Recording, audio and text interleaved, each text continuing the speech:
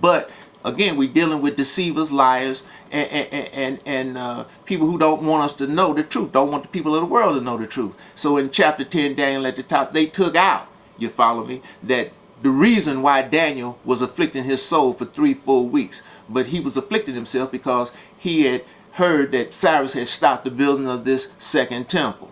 Okay, 62 weeks after their return, after Zerubbabel and Yahushua and them's return, after that remnant of 42,360's return. Okay, so again, what is this idol? You understand? What is this in the Gospels? They start out from a false premise, because the New Testament is supposed to be the fulfillment of this so-called Old, or the Book of Remembrance. It's got to be the fulfillment of this. Again, everything from Genesis through Malachi has come to pass or is yet to be fulfilled. So remember, you have to go in here and really read these things, and then Yah will illuminate you and you will see these things for what they truly are, instead of how people have misguided you and lied to you and told you these non-truths. But you have to go in and really read, okay? And again, when you go over here to Daniel, I'm going to pick it up, chapter 9, verse 25, the last half of verse 25, it says, the street shall be built again and the wall even in troublous times. That was done during the time of Nehemiah. And you can go into the book of Nehemiah and read about that. Okay? Nehemiah didn't come back until 444 BCE. All right?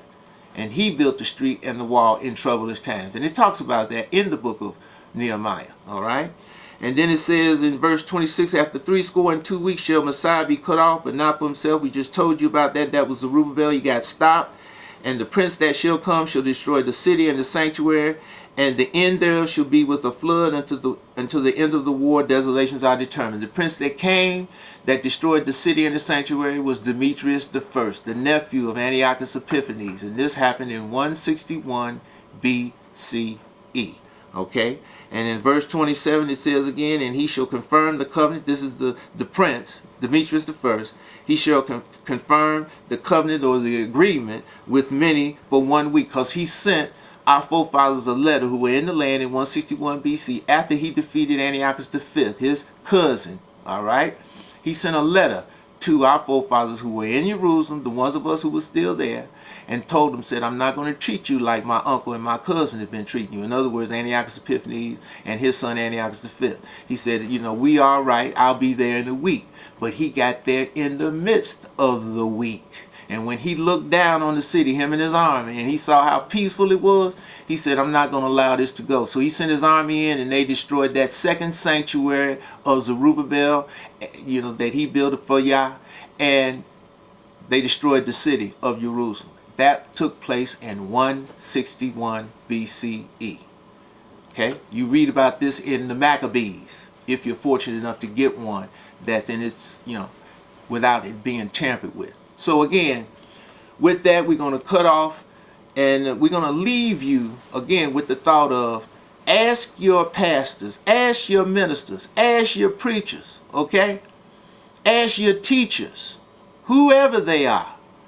Bring these, I hope you take this, okay? Because it's kind of involved. It's even more, you know, but we had to cut it down for time constraints. But I take this to whoever your teachers are, wherever you're going, that's supposed to be teaching you the truth, and bring these things to them. Open up your book, bring it to them, and ask them about this, okay? Because again, it's plain if you're really reading the book, which you must do if you want understanding of the book. And most important, what you must do what Yah says to do for him to give you the understanding, because all wisdom and understanding comes from Yah. You understand? All Yah righteousness can do is bring this truth out.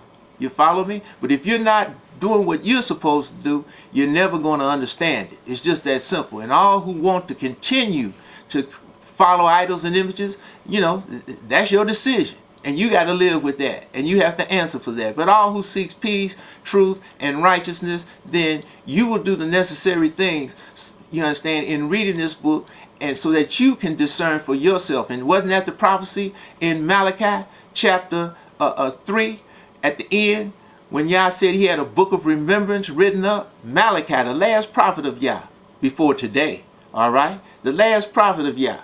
He said he had a book of remembrance written up for all those who would think upon his name. And he, in that day, they would be his Jews that he would make up, and he would spare them as a man spares his own son that serves him. Then you shall return and discern who's serving Yah and who's not serving Yah. So with that, for Yah righteousness, Jerusalem and the holy seed, blessed be the name of Yah. And bless all the audience out there, and peace, audience.